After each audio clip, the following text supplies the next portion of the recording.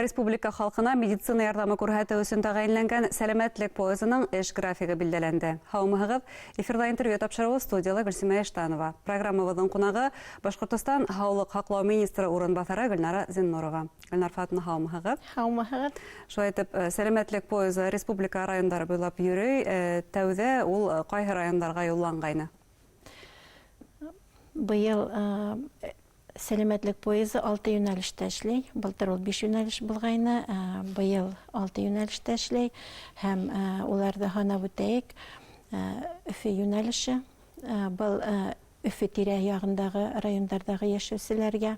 Дуан юнәлеше, ул төньяк көнсыгыш районнардагы яшәүчеләргә. Нефтекама юнәлеше, төньяк көнбатыш районнарда яшәүчеләргә.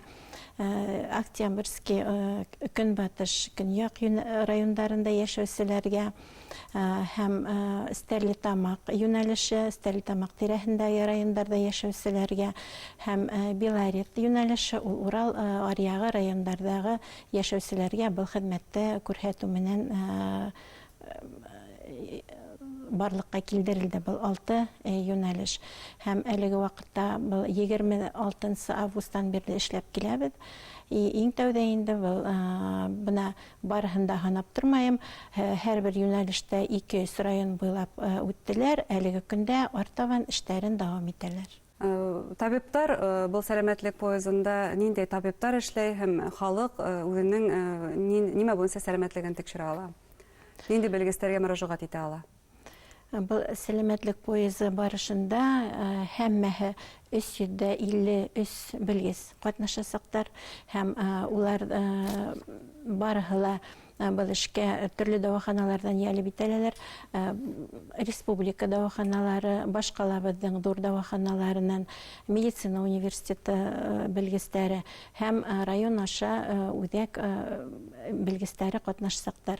Һәм был кардиолог, невролог, терапевт, онколог, эндокринолог һәм кирәге булган башка табиптар да катнашасак. Әйткәндәй, күпме халык әлеге вакытка үзенең сәламәтлеген тикшерә алды? Ниндидер һандар бармы? Ниндидер һандар бар. Был әле яңгына башланган эш бит инде. 6000-дән артык кеше тикшерелде әлеге көнгә. Һәм кешеләр теләп киләләр был тикшеренүләргә. Әүдем киләләр, бунһа безнең өчен бик шатлыклы. Димәк, халыкка ниндидер тәрбияви эш аткарылган. Бына икенче ел сәламәтлек поезы республика буйлап йөрөй. Халык таныны был акцияны һәм әүдем кушылып әйтәләр шулай бит. Әлбәттә. Нинди һыгымталар яһа була ошо сәламәтлек поезы акциясе буенча республика халкы башласа нинди серләргә бирешә? Бuna әле башлап кына киткән эштең һыгымталарына караганда, буның ниндәй сирдәр менән хафалануы алдагы үткән елдагы бик айрылмай. Шул ук кан тамыры йөрәк сирдәре, онкология сирдәре, шәкәр диабеты, тын юлы үпкә сирдәре. Иң мөһим буна ошо сирдәр билгеләнә, улар буенча тикшерүләр дә күбрәк үткәрелә. Әйткәндә, һәрбер юнәлеш буенча әле бер 3-4 районда булды дип, киләһе кайсы райондарда сәламәтлек поезы көтелә, был турында игълан биреләдер мөгаен? Әлбәттә, был турында игълан бирелгән. Бөтә райондарда баш табиптар һәм хакимияттар, райондардан хакимияттәре был турында беләләр, уларга мәгълүмат еткерелгән һәм был сәламәтлек поезы килер алдыннан әлбәттә тагын да авыл кешеләренә был турында искәртү эш алып барыла. Бuna алдан һөйләшебезсә, диспансеризация 2013 елдан әүдем башланган һәм хәзер уга сәламәтлек поезы акциясе килеп кушылды. Ошондой махсус проекттар, акциялар ул халыктың үзенең сәламәтлегенә игътибарлырак булуына килтерәме? Халык арасында сәламәтлеккә, сәламәт яшәү рәвешенә ынтылыш артамы икән?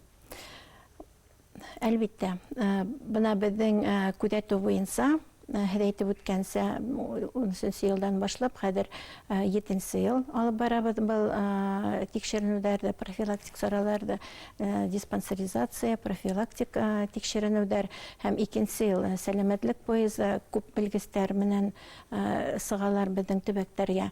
Һәм шуны әйтеп үтәргә кирәк, кешеләр теләп киләләр.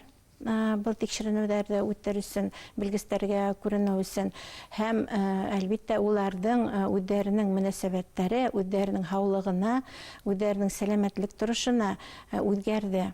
Хәзер кешеләр балаларында сәламәт тормышка ялеп итәләр һәм бына үзләренең ата-әсәләрен безнең олы кешеләр белә был сәламәт тормышка ялеп итәләр һәм төрле саралардан айрылмайдар, катнашып киләләр. Шуны күпселеге, халыктың күпселеге. Бына шуны аңгай һөҙөмтәләрдең берһе дип әйтәм. Һәм ысынлап та пандемияга бәйле күп кенә тикшеренүләр булмай торгайны бит инде, бәлки шуга ла халык табибларда һагынып та киткән. Һагынгандар.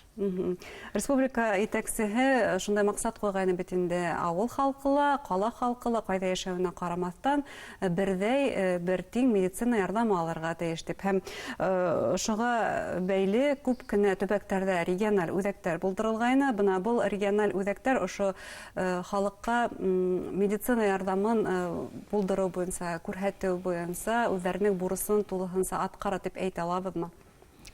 Бына әлеге вакытта безнең республикабыз буенча 9 район аша үзәк эшләп килә.